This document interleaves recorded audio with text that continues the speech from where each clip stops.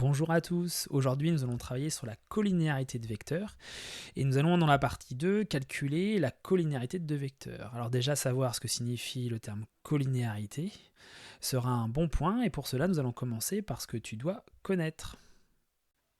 Commençons par ce que tu dois connaître. Et pour introduire cette notion, travaillons sur GeoGebra.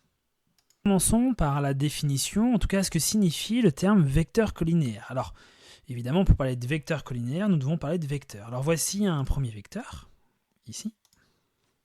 Pour bien saisir le sens de vecteur collinéaire, nous allons tracer la droite directrice du vecteur U. Nous allons placer un autre point dans le repère, juste ici par exemple, et nous allons tracer la droite parallèle passant par ce point-là et parallèle à cette droite-là.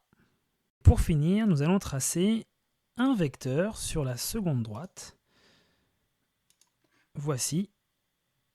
Bien. Ce deuxième vecteur, on l'appelle V, et j'ai mis un peu de couleur pour que ce soit plus agréable. Alors, maintenant, travaillons sur ces notions de vecteur. C'est-à-dire que quand je prends le vecteur V et que je déplace un point, disons, de ce vecteur-là sur cette droite qui est parallèle, eh ben, j'ai des vecteurs qui sont dans un sens parallèle. Mais pour les vecteurs, ça ne se dit pas. Donc en fait, ces deux vecteurs qui se trouvent ici, on ne va pas dire qu'ils sont parallèles, mais on va dire qu'ils sont collinéaires. C'est pour cela que la première définition que nous allons voir sur les vecteurs collinéaires, c'est que deux vecteurs sont collinéaires, d'accord, s'ils ont la même direction. Vous vous en souvenez, un vecteur est défini par une direction, un sens et une longueur. Ici, le sens et la longueur ne nous intéressent pas, c'est simplement la direction. Donc deux vecteurs sont collinéaires lorsqu'ils ont la même direction. Alors continuons maintenant sur cette notion de vecteur collinéaire. Donc j'ai repris une situation sur GeoGebra, j'ai un peu simplifié, j'ai pris un vecteur U ici de coordonnées, donc 3, 1, comme vous pouvez le voir, j'ai 3 unités ici, une unité ici, et j'ai un vecteur V qui est collinéaire à ce vecteur U.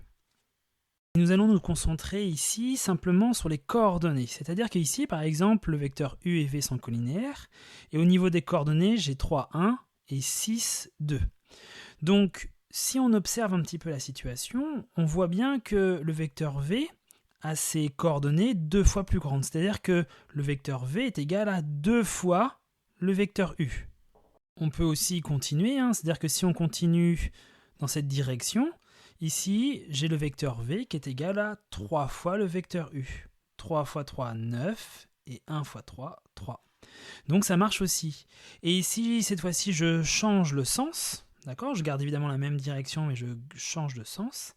Ici, on va avoir le vecteur V qui est égal au moins le vecteur U, mais ces deux vecteurs sont bien collinéaires. Et je peux continuer encore ici,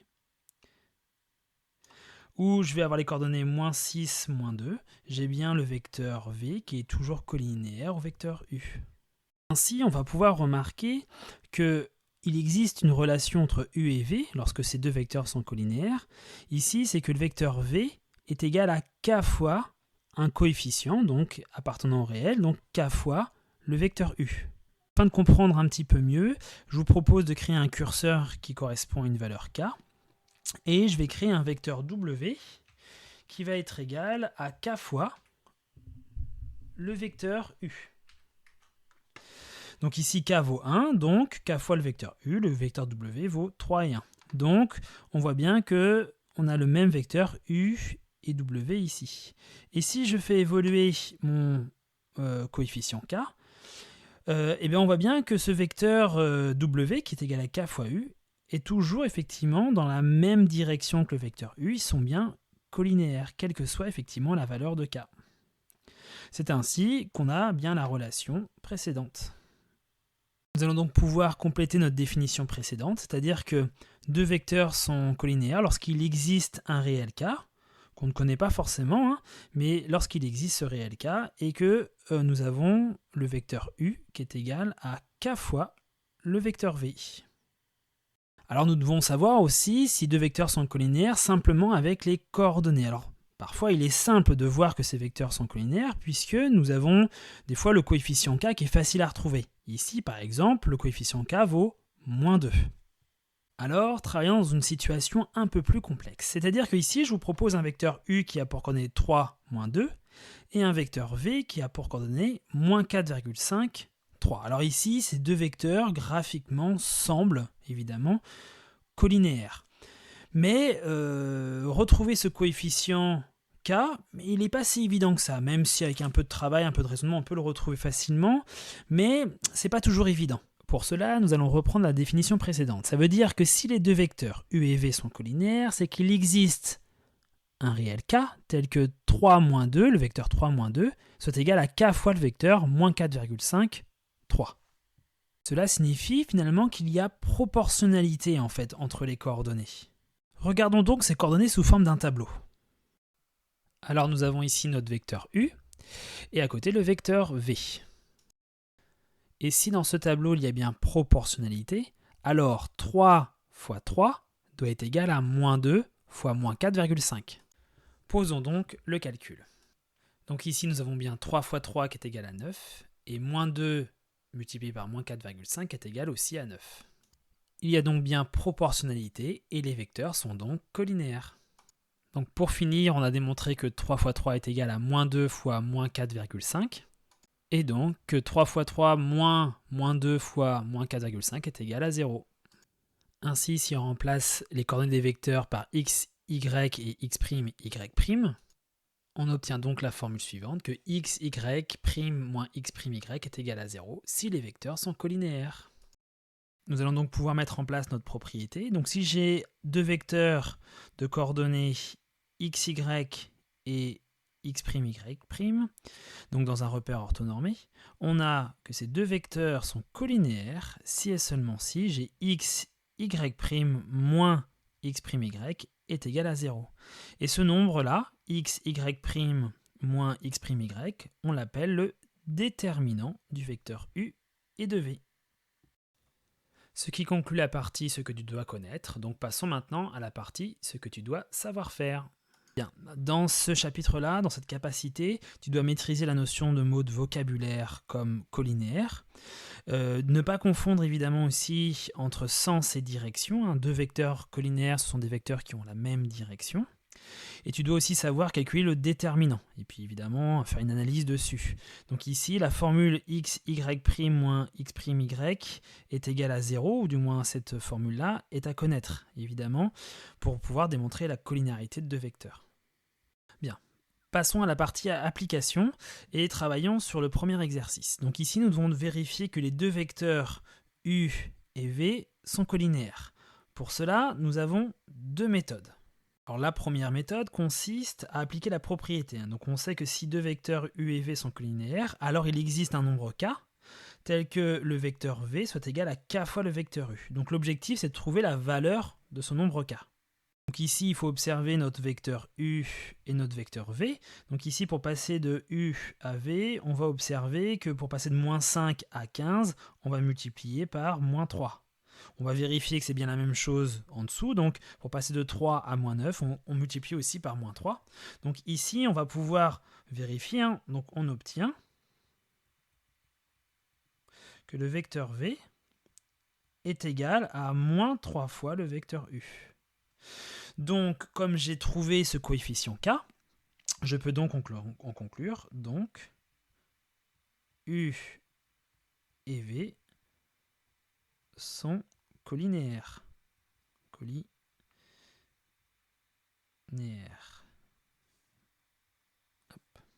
Alors dans la méthode 2, nous allons aussi démontrer la collinéarité de u et de v, mais nous allons appliquer la formule qui se trouve ici et que je surligne à ce niveau-là.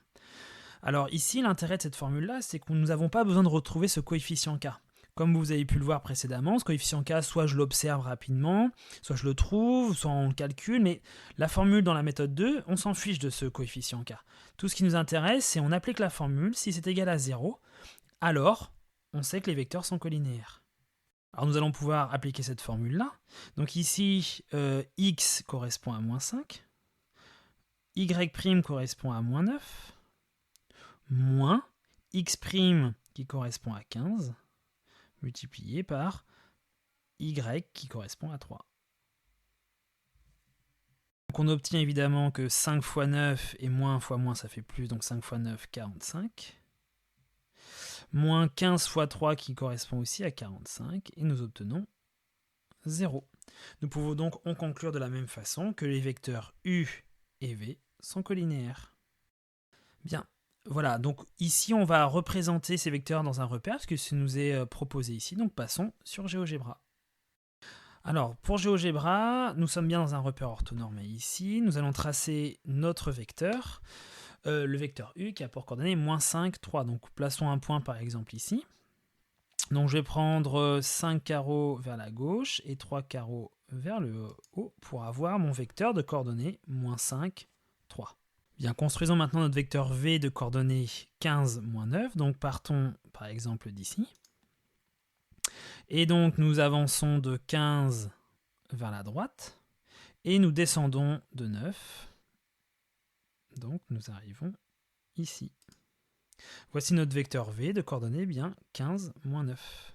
Donc maintenant, nous avons représenté ces deux vecteurs. Ces deux vecteurs, effectivement, semblent avoir bien la même direction. Donc maintenant, nous le savons puisque nous l'avons démontré, mais graphiquement, il n'est jamais évident de savoir. Donc ici, ces deux vecteurs ont la même direction. Nous allons donc pouvoir passer à la question 2 de la partie application. Dans cette deuxième question, nous devons retrouver la valeur du nombre x, tel que les vecteurs u et v soient colinéaires.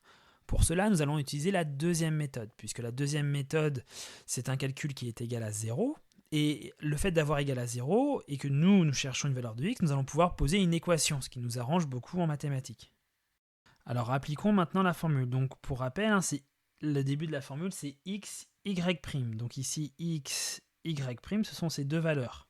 Donc, nous allons les noter. Donc, cela fait x fois 1 moins y x'. Donc, nous allons avoir moins 3 multiplié par 2 moins x. Et comme je sais que ces deux vecteurs, je les veux colinéaires, je sais que c'est égal à 0. Maintenant que mon équation est en place, il ne me reste plus qu'à la résoudre. Donc, je vais obtenir donc x fois 1 est égal à x, évidemment. Alors je vais développer, donc moins 3 fois 2, ce qui nous fait moins 6, moins et moins fait plus, et 3 fois x, ça nous fait 3x. Donc j'obtiens une petite équation du premier degré, donc on va prendre le temps de la simplifier, mais j'obtiens effectivement 4x qui est égal à 6, et je peux donc conclure que x est égal à 6 quarts, donc 3 demi. Et j'obtiens donc ce résultat. Tenons donc nos deux vecteurs u et v. Donc le premier vecteur u a pour coordonnées 3 demi, 3.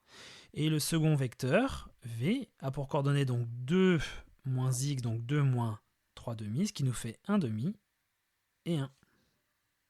Bien, vérifions rapidement sur GeoGebra. Donc voici mon premier vecteur de coordonnées 1 demi, 3, donc en rouge. Et le second vecteur de coordonnées donc 1 demi, 1, qui se trouve en vert. Donc effectivement, rapidement, visuellement, on peut supposer qu'effectivement ces deux vecteurs sont bien colinéaires, ce qui confirme effectivement notre démonstration. Bon, après, c'est vrai qu'en manipulant un petit peu, on peut bien voir que ces deux vecteurs, ici, on semble vraiment bien avoir la même direction. Voilà, ce qui conclut notre question numéro 2. Passons maintenant à la partie « À toi de jouer ». Bien, on passe au premier exercice de niveau 1. Je te laisse le temps de mettre sur pause. Et c'est parti pour la correction. Alors pour la correction de ce premier exercice, j'ai posé les vecteurs u et v en colonne. Évidemment, c'est une préférence de notation. Et donc, on doit calculer le déterminant. Donc, je vous rappelle que le déterminant correspond à la formule que nous avons vue dans la partie cours. Donc, il faut calculer moins 10 fois 2, moins 6 fois moins 3. Je vous rappelle, c'est le calcul de moins 10 fois 2 et 6 fois moins 3. Donc, on obtient moins 20 plus 18, ce qui nous fait bien moins 2, ce qu'on devait vérifier dans la question 1. Ensuite, on nous pose la question de savoir est-ce que les vecteurs u et v sont colinéaires. Donc, ici, le déterminant de u et v n'est pas égal à 0, ce qui signifie que les vecteurs u et v ne sont pas colinéaires. Ce qui conclut la correction du premier exercice. Passons au suivant. Bien, passons à un exercice maintenant de niveau 2, puisque ici on va travailler plus avec des fractions, donc il faut bien maîtriser les formules, il faut être à l'aise. Donc voilà, je vous laisse le temps de mettre sur pause, et c'est parti pour la correction. Alors dans cet exercice-là, nous devons déterminer si les vecteurs U et V sont collinéaires dans un cas A et un cas B. Donc commençons par le cas A. Donc ici, première chose que j'ai faite, j'ai écrit les vecteurs sous forme de colonnes, que je trouve évidemment toujours plus pratique. Donc ici, on va effectivement appliquer notre formule, hein. Donc on va faire 7 quarts multiplié par 4 moins 2 septièmes multiplié par 1 demi. On applique la formule que nous avons apprise. Donc évidemment les 4 se simplifient, il ne nous reste plus que 7. Les 2 se simplifient, il ne nous reste plus que 1 septième. Et si on met tout au même dénominateur, 7 c'est 49 septièmes, et 49 moins 1, ça nous fait bien 48 septièmes. Ce nombre est différent de 0, ce qui veut dire tout simplement que les vecteurs U et V ne sont pas collinéaires. Passons au petit b. Dans le petit b, j'ai mis aussi les vecteurs en colonne, comme ici, et on applique la formule. Donc j'ai 2 tiers multiplié par 3 cinquièmes, moins 2 multiplié par 1 cinquième. Les 3 ici se simplifient, il ne me reste plus que 2 cinquièmes, moins 2 cinquièmes, évidemment cela fait 0. Et on peut donc en conclure que les vecteurs U et V dans le petit b, ces vecteurs-là sont collinéaires. Alors continuons sur un exercice de niveau 2, donc toujours pareil, déterminer si ces vecteurs sont collinéaires ou ne le sont pas. Donc ici on aura des fractions une fois de plus, mais on va rajouter dans le petit b des racines carrées. Donc ici je vous laisse le temps de mettre sur pause pour bien prendre le temps de réfléchir. Et c'est parti pour la correction. Alors voici la correction. Donc ici on applique toujours la même formule, donc on fait 5 neuvièmes multiplié par moins 15, moins 5 sixièmes multiplié par 11. Ici, alors j'ai préféré décomposer le 9 en 3 fois 3 et le 15 en 3 fois 5 pour simplifier par 3. Et après, ici, il n'y a pas de simplification possible pour le 5 sixième fois 11. Donc j'obtiens au final 5 fois 5, 25 tiers, moins 55 sixièmes. Je mets tout au même dénominateur et j'obtiens à la fin moins 5 sixièmes. Moins 5 sixièmes évidemment différent de 0, donc les vecteurs U et V ne sont pas collinéaires. Pour le petit b, on va appliquer la même propriété, donc on va voir qu'on va avoir racine carrée de 5 moins 1 multiplié par racine carrée de 5 plus 1, moins 1 fois moins 4. Alors ici, évidemment, il faut repérer la formule a moins b facteur de a plus b qui est égal à a carré moins b carré. C'est pour ça que j'obtiens ici racine carrée de 5 au carré, moins 1 au carré. Le tout, on soustrait moins 4 puisque j'ai moins et moins qui font plus, avec le moins qui reste, ça fait bien moins 4. J'obtiens à la fin 5 moins 1 moins 4 qui nous fait bien moins 5 et ce qui fait bien 0. Ce qui signifie tout simplement que les vecteurs U et V sont donc bien collinéaires. Ce qui conclut notre exercice, passons à l'exercice suivant. Alors continuons sur les exercices de niveau 2. Donc ici, nous devons retrouver le réel x et donc de ce fait, poser une équation. Je vous laisse le temps de mettre sur pause et c'est parti pour la correction. Alors pour la correction de cet exercice-là, donc comme je l'ai dit précédemment, nous devons retrouver la valeur de x. Donc posons des équations. Pour ça, appliquons notre formule. Donc ici, je vais avoir x pour le petit a évidemment, x fois x moins 3 fois 6 est égal à 0, puisqu'on veut la collinéarité. Et donc j'obtiens l'équation x au carré moins 18 égale à 0. Alors ici évidemment il va falloir factoriser en utilisant les identités remarquables. Donc j'ai la forme x moins racine carrée de 18 facteur de x plus racine carrée de 18. Pour rappel, effectivement ici, c'est que le 18, on peut l'écrire sous la forme racine carrée de 18 au carré. Donc, on va pouvoir continuer et j'obtiens évidemment x qui est égal à racine carrée de 18 ou x est égal à moins racine carrée de 18, puisque vous savez qu'un produit de facteurs est nul si et seulement si un des facteurs est nul. Sauf que racine carrée de 18, 18 c'est 9 fois 2, ce qui signifie que racine carrée de 18 est égal à 3 racine carrée de 2 à ce niveau-là. Donc voici les deux solutions. Il y a deux solutions pour que les vecteurs U et V soient collinéaires.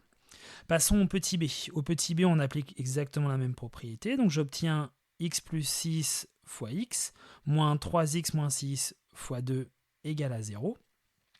Et donc, on développe, évidemment. Donc j'obtiens x au carré plus 6x. J'obtiens donc en développant le 2, donc ça fait 6x, donc moins 6x plus 12.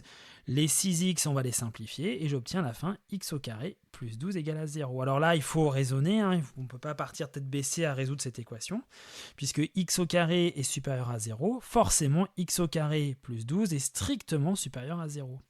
Donc ici, trouver une valeur de x pour laquelle on va avoir x au carré plus 12 égale à 0 n'existe pas. Donc il n'existe pas de valeur de x telle que ces vecteurs u et v soient collinéaires.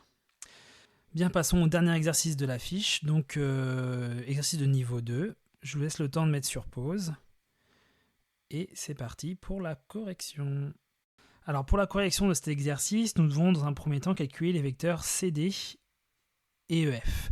Donc on va appliquer la formule des cours précédents pour retrouver les coordonnées de CD et EF. Donc on trouve le vecteur CD qui a pour coordonnées 2 et 3, et le vecteur EF de coordonnées 8, 12. Alors, pour changer un peu la méthode, pour le petit b, montrer que CD et EF sont collinéaires, on va observer tout simplement que le vecteur EF c'est égal à 4 fois le vecteur CD, on voit bien, si je fais 2 fois 4, ça fait bien 8, et 3 fois 4, ça fait bien 12, donc les vecteurs CD et EF sont collinéaires. Ensuite, on va nous demander de vérifier, ou en tout cas de déterminer si les vecteurs CD et CE sont collinéaires. Donc pour ça, il nous faut le vecteur CE. Le vecteur CE, toujours pareil, on applique notre formule, donc on obtient le vecteur de coordonnées 8, 13. Cette fois-ci, on va appliquer l'autre formule, on va appliquer donc le fait que 2 fois 13, donc je prends le 2 ici et le 13 ici, que je les multiplie, moins 3 fois 8, et j'obtiens donc 2 fois 13, 26, moins 3 fois 8, 24, ce qui nous fait 2 est différent de 0. Donc les vecteurs CD et CE ne sont pas collinéaires. Ce qui termine la partie, effectivement, ce que tu dois savoir faire. Donc plutôt la partie à toi de jouer. Bien, c'est la fin de cette vidéo. Donc voilà, bon courage pour la suite, travaillez bien et à bientôt.